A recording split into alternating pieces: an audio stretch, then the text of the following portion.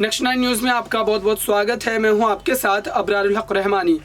बिहार में जैसे ही नीतीश कुमार ने एनडीए से गठबंधन तोड़ करके नई सरकार में जाने का फैसला किया, महागठबंधन के साथ उन्होंने अपने दोस्ताना जो उनका एक तरीके से ताल्लुक था, 2015 में जिस तरीके से उन्होंने चुनाव लड़ा था लालू प्रसाद यादव की पार्टी आरजेडी के साथ, वही एक बार रिश्ता उनके साथ बनता हुआ नजर आया। लेकिन इस गठबंधन से सबसे ज़्यादा डर अगर किसी को लग रहा है तो वो भारतीय जनता पार्टी है। और अब इस बीच बड़ी खबर जो चल रही थी बीते दिनों कि नीतीश कुमार पीएम उम्मीदवार का चेहरा हो सकते हैं 2024 लोकसभा चुनाव में विपक्ष की तरफ से। लेकिन अब इस बात को लेकर के कहीं ना कहीं कई विपक्षी दलों में एक तरीके से तनातनी जो है वो पैदा हो गई, क्योंकि अरविंद केजरीवाल अलग चाहते हैं कि वो पीएम उम्मीदवार का चेहरा बने विपक्ष की तरफ से, साथ ही शरद पवार और कई ऐसे बड़े नेता जो है वो विपक्ष की तरफ से उम्मीदवारी का दावा रखते हैं। लेकिन ऐसे में नीतीश कुमार के दावे में इसलिए ज्यादा दम नजर आ रहा है क्योंकि नीतीश कुमार ने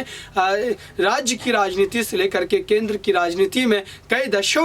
दशकों तक अपना समय दिया है। लेकिन अब देखने वाली बात यह होगी क्या बीजेपी के उस बड़ी रणनीति के सामने नीतीश कुमार की अपनी दावेदारी जो है वो टिक पाएगी, क्योंकि विपक्ष जिस तरीके से बिखरा हुआ नजर आ रहा है, इस स्थिति में बिल्कुल भी ऐसा नहीं लग रहा है कि नीतीश कुमार जो है पीएम उम्मीदवारी के चेहरे के तौर पर पेश तो कर दिए जाए। अगर इस पर इत्तेफाक बन भी जाता है, सहमति बन भी जाती है तमाम राजनीतिक दलों के विपक्ष की तरफ से, तो फिर भी उनको जीतने के लिए जो एक तरीके से गठबंधन की जरूरत होगी तमाम विपक्षी दलों के द्वारा, वो होता बिल्कुल नजर नहीं आ रहा है। लेकिन पीएम मोदी और नीतीश कुमार के बीच अब ये जो खाई है वो बिल्कुल पैदा हो गई है, और इसी खाई की वजह से, इसी गठबंधन को तोड़ने की वजह से आज बिहार में आप देखिए कि टेस्ट जब हो रहा था, फ्लोर टेस्ट, उस समय अचानक से सीबीआई और ईडी की छापेमारी आरजेडी के कई नेताओं के घरों पर एक तरीके से की जाती है, और फिर कहीं ना कहीं एक संदेश देने का